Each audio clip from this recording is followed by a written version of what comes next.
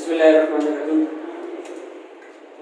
Everest coaching centre buffer zone campus میں آج ہم موجود ہیں اور ہماری سیکنڈ ایئر کی اردو کی کلاس کا لیکچر ہمارا ریکارڈ ہو رہا ہے۔ پیج نمبر 58 پہ یہ آپ کو مل جائے گا۔ تمام اسٹوڈنٹس اپنے پاس دیکھیں بک میں پیج نمبر 58۔ یہ ایک ڈرامہ ہے سمندر کا دل، یہ آپ کے سامنے بورڈ پہ لکھا ہوا سمندر کا دل۔ یہ ایک ڈرامہ ہے اور ڈرامے کی کیٹیگری سے بلانگ کرتا ہے۔ اس کے جو مصنف ہیں وہ مرزا ادیب ہیں۔ اچھا، یہ یک بابی ڈرامے سے بلانگ کرتا ہے۔ یک بابی ڈرامہ اس ڈرامے کو کہتے ہیں کہ جو مطلب ایک ہی دفعہ میں پورا ہو جاتا ہے، ایک ہی قسط بولیں تو ایک ہی قسط میں جو مکمل ہو جاتا ہے۔ جس طرح ہمارے یہاں ڈرامے ہوتے ہیں وہ چلتے ہیں بہت لمبے، تو کچھ ڈرامے ایسے ہوتے ہیں جو بہت کم وقت میں ایک ہی ایپیسوڈ میں پورے ہو جاتے ہیں، تو یہ یک بابی ڈرامے کہلاتے ہیں۔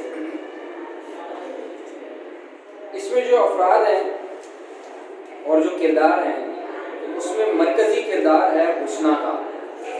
حسنہ جو کہ ایک ماں ہے، وہ اس ڈرامے کا مرکزی کردار ہے۔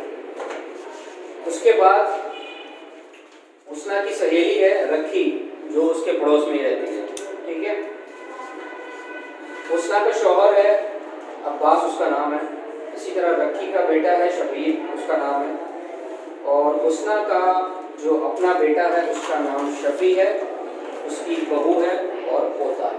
یہ اہم کردار ہیں اور اس میں مرکزی کردار جو ہے وہ حسنہ کا ہے۔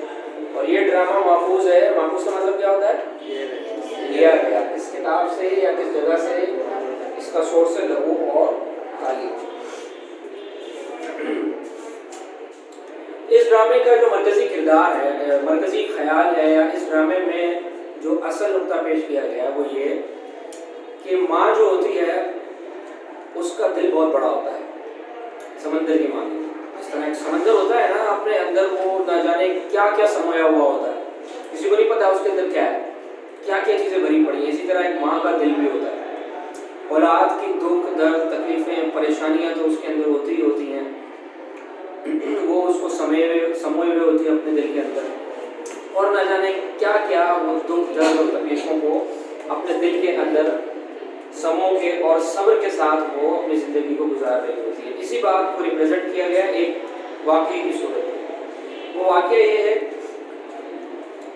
کہ حسنہ کا جو بیٹا ہے جس کا نام ہے شفیع، اس کی شادی ہوتی ہے، اور جب اس شفیع کے گھر بیٹے کی ولادت کا سلسلہ ہوتا ہے، یعنی حسنہ جو ہے وہ دادی بننے والی ہوتی ہے، تو اس پوتے کی جو پیدائش ہے اس سے پہلے ہی شفیع کا انتقال ہو جاتا ہے۔ جو بیٹا ہے ان کا شفیع، وہ اپنی اولاد کو دیکھنے سے پہلے ہی دنیا سے چلا جاتا ہے۔ تو جوان اولاد کا گزر جانا ایک ماں کے لیے کتنا بڑا صدمہ ہوتا ہے، ہم سب اس کو سمجھ سکتے ہیں۔ تو یہ ایک صدمہ تھا کہ جو حسنہ کو ملا، ایک بھری جوانی میں اس کا جو بیٹا تھا شفیع، اس کو چھوڑ کے چلا گیا۔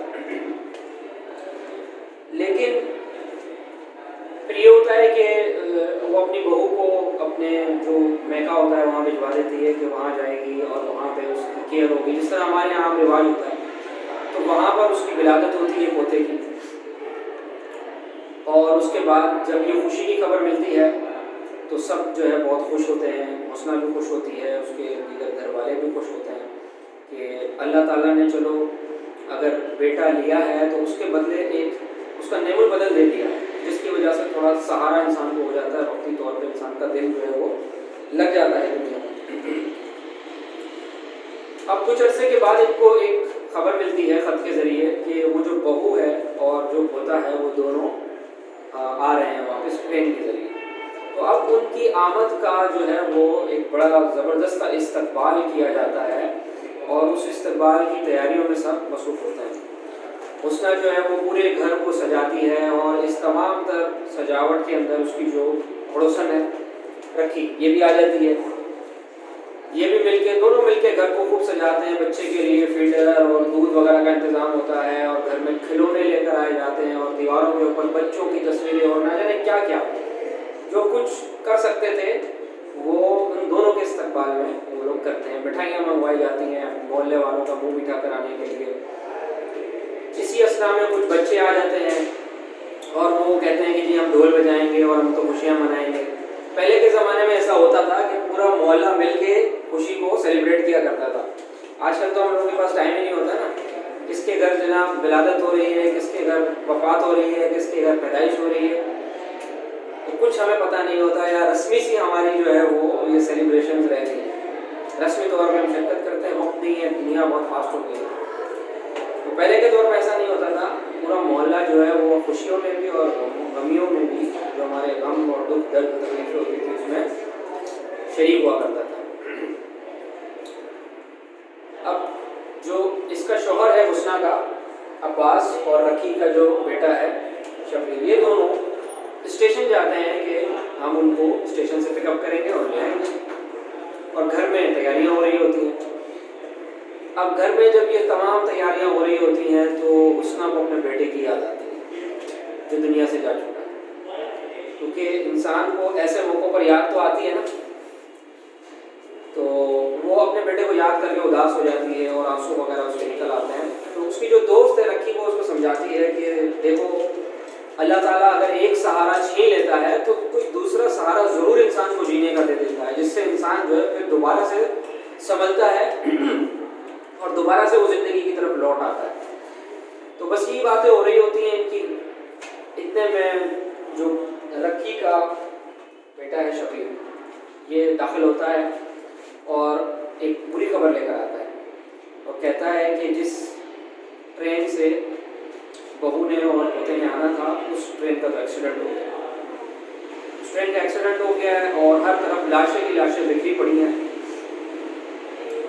یہ خبر سنتے ہی سب پہ صدمہ کی کیفیت جو ہے وہ ہو جاتی ہے اور سب حیران اور پریشان ہوتا ہے اور ایک دکھ درد کا عالم ہوتا ہے. تھوڑی ہی دیر میں دیکھتے ہیں کہ جو شوہر ہے عباس, وہ داخل ہوتا ہے ایک خوشی کی خبر لے کے. اور وہ خوشی کی خبر یہ ہوتی ہے, وہ کہتا ہے کہ جس ٹرین کا ایکسیڈنٹ ہوا ہے اس ٹرین سے بہو اور پوتا نہیں آئے. تو سب خوش ہو جاتے ہیں دوبارہ سے. اور اس کے بعد حسنہ جو ہے وہ چائے بنانے کے لیے باورچی خانے میں چلی جاتی ہے. اتنے میں دستک ہوتی ہے دروازے کے اوپر اور جو ڈاکیا ہے وہ خط لے کر آتا ہے اور وہ خط عباس کے نام ہوتا ہے اور اس خط میں لکھا ہوتا ہے کہ بیماری کے سبب ان کے پوتے کا انتقال ہو گیا. یہ خبر سنتے ہی جو ان کی خوشیاں جو بحال ہوئی تھی وہ دوبارہ سے صدمے کی کیفیات سے دوچار ہو جاتے ہیں. اور حسنہ ابھی باورچی خانے میں ہی ہے, وہ اپنی جو خوشی بحال ہوئی ہے اسی خوشی کو وہ دل ہی دل میں خوش ہو رہی ہے, منا رہی ہے اور اللہ کا شکر ادا کر رہی ہے. اور اسے ابھی اس بات کا علم نہیں ہے کہ اس کے پوتے کا انتقال ہو چکا ہے اور وہ جو جینے کا سہارا جو ملا تھا وہ سہارا بھی ٹوٹ چکا ہے. تو یہ ہے, یہیں پہ یہ ڈرامہ جو ہے اپنے اختتام کو پہنچتا ہے. اور اس سے ہمیں ایک ماں کا دل جو ہوتا ہے نا وہ کس قدر دکھوں اور تکلیفوں کو اپنے اندر سموئے ہوئے ہوتا ہے اس کے بارے میں پتہ لگتا ہے. اسی حوالے سے اس کی ایک عبارت جو ہے ہم دیکھتے ہیں, دیکھیے گا.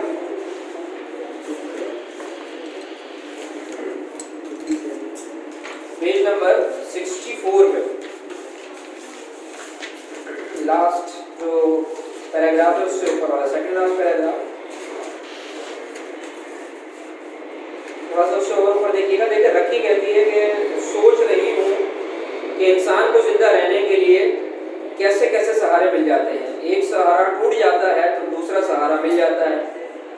بیٹا نہ صحیح پوتا ہی صحیح پر صدمہ تو سہنا ہی پڑتا ہے نا. حسنہ کیا کہتی ہے, رکھو ماں کا دل تو ایک سمندر ہوتا ہے, ایک اتھا سمندر جس میں دکھوں اور غموں کے ہزاروں پہاڑ چپ چاپ سما جاتے ہیں. دیکھنے والوں کو معلوم ہی نہیں ہوتا کہ اس سمندر کی تہہ میں کیا کچھ ڈوب چکا ہے. ماں تو دکھ سہنے اور صبر کرنے کے لیے ہی پیدا ہوئی ہے.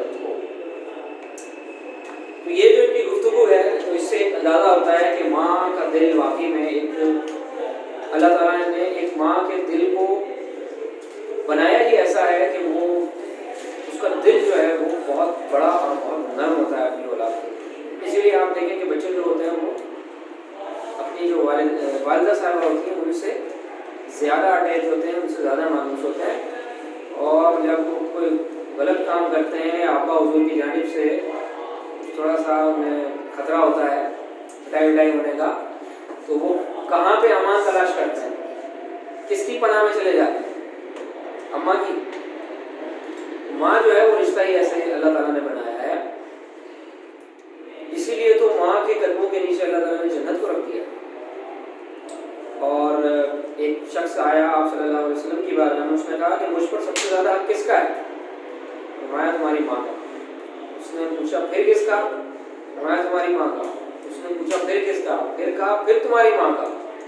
پوچھا پھر کس کا؟ پھر کہا پھر تمہارے باپ کا۔ تو 3 درجے زیادہ آپ صلی اللہ علیہ وسلم نے فرمایا کہ ماں کا جو ہے وہ درجہ ہے۔ تو ماں کو یہ درجہ ایسے تو نہیں ملا نا، ماں کی جو قربانی ہوتی ہے اس قربانی کی کوئی مثال دنیا میں ہے ہی نہیں۔ جس طرح ماں اپنے بچے کو دنیا میں لانے کا ایک سبب بنتی ہے، اس سبب کا کوئی اور نعم البدل ہے ہی نہیں دنیا میں، انسان اس کا حق ادا کر ہی نہیں سکتا۔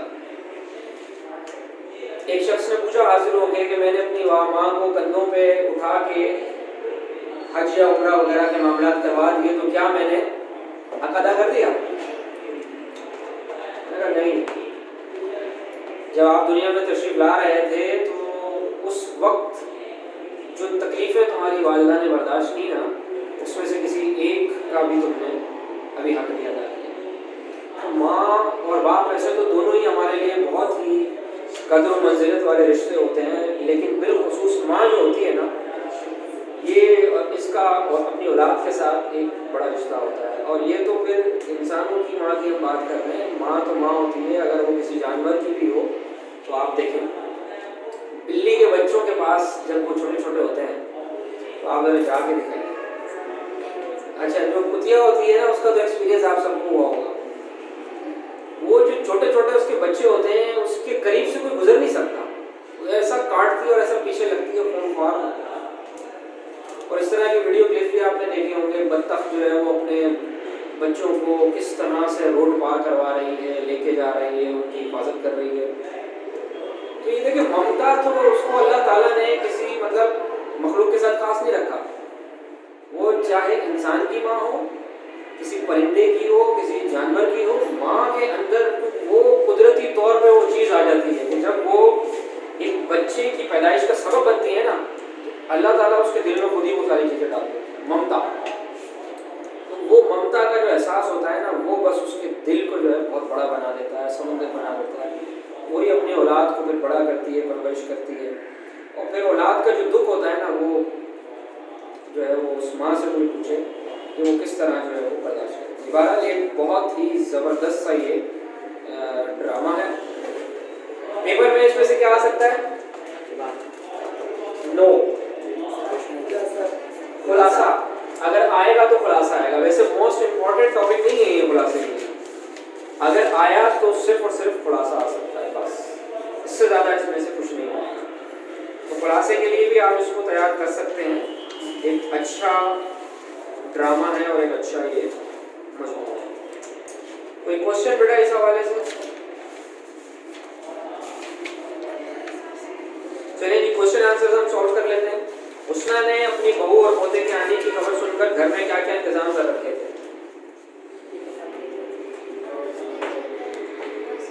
کیا کیا تھا؟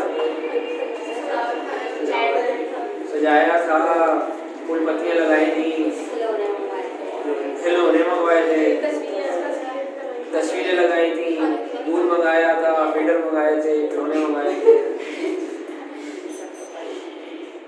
ہمارے یہاں بھی ایسے ہی ہوتا ہے نا، جس کے گھر یہ خوشخبری کا سلسلہ ہوتا ہے، آپ دیکھیں ماشاءاللہ 8-10 مہینے، مطلب 8 مہینے پہلے یا 4-5 مہینے پہلے ہی سے ہی وہ شاپنگ اور یہ تیاریاں زور شور پہ ہوتی ہیں، اور وہی دوسرے خاندان والے بھی چیزیں لے کر آ رہے ہوتے ہیں۔ تو یہ کیا ہوتا ہے بھائی؟